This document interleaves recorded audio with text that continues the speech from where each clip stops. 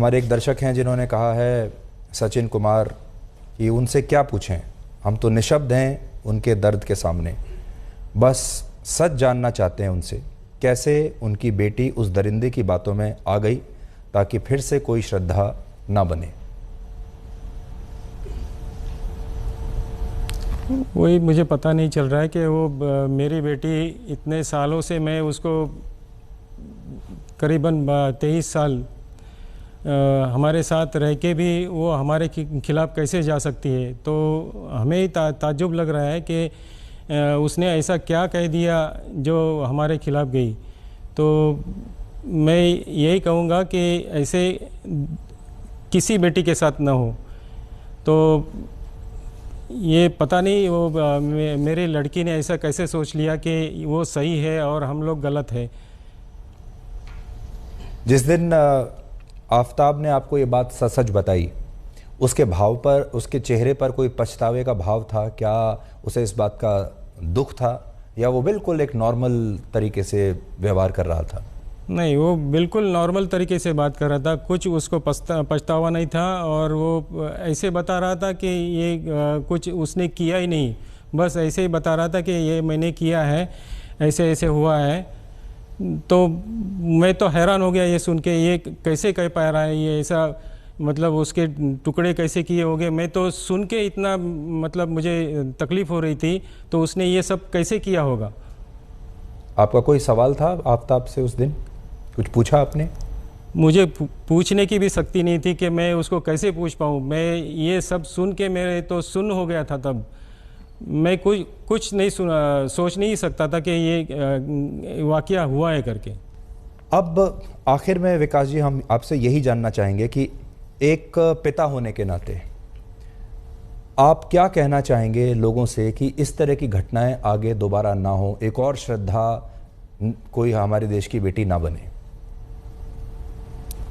जी हाँ, ये तो हर माँ बाप का कर्तव्य होता है कि ये ऐसे घटना ऐसे नहीं होनी चाहिए जो मेरे बेटी के साथ हुई है, वो कोई नहीं चाहेगा। तो मैं यही कहूँगा कि अपने बच्चों को सही ढंग से उसको पढ़ाएं लिखाएं और समझाएं कि हम कैसे जिए, आगे कैसे आगे पूरा जीवन कैसे बिताएं।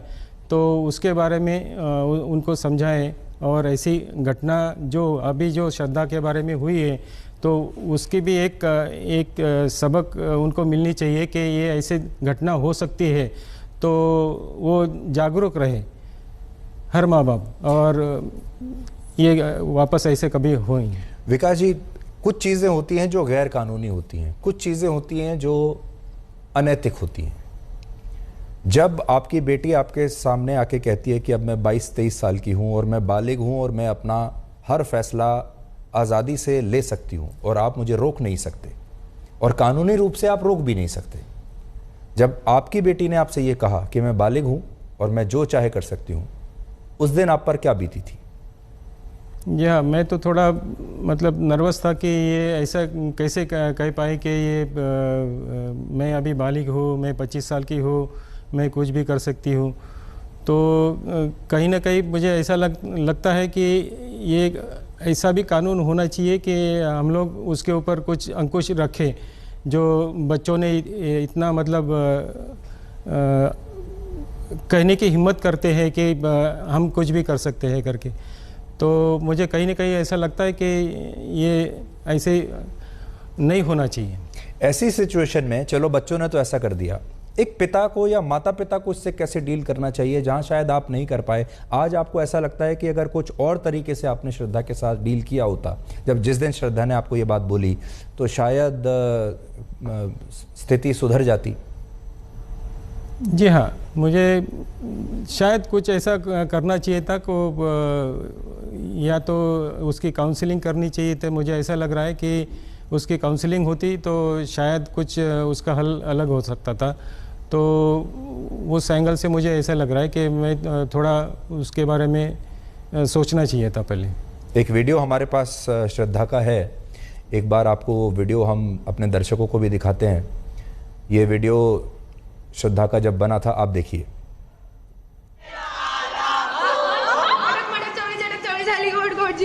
फोड़ जी बेटा फोड़ ना घर जमाना उठे ना कुछ तो गड़बड़ नहीं फोड़ जी है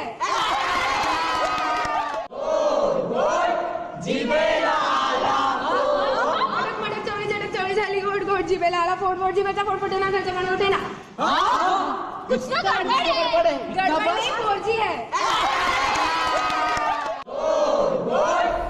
कभी आपको लगता है विकास जी, जब आप इस तरह के वीडियोस देखते हैं, ये तो आप ही की कलेक्शन में होगा, आपके पास है ये वीडियो, कि कभी आपको ऐसा लगता हो कि देयर इज अ क्लैश जो आप है और जो आप चाहते हैं, और कभी आपको लगता हो कि शायद ये एक बुरा सपना है, असल में श्रद्धा यही होगी? जी हाँ, मुझे ऐसा ही लगता है कभी कभी, क्या श्रद्धा गई नहीं होगी, यही कहीं होगी, क्योंकि इतनी वो हंसमुख थी, मैं मानता ही नहीं था कि ऐसे ऐसे इस तरह से छोड़ के चले जाएगा करके।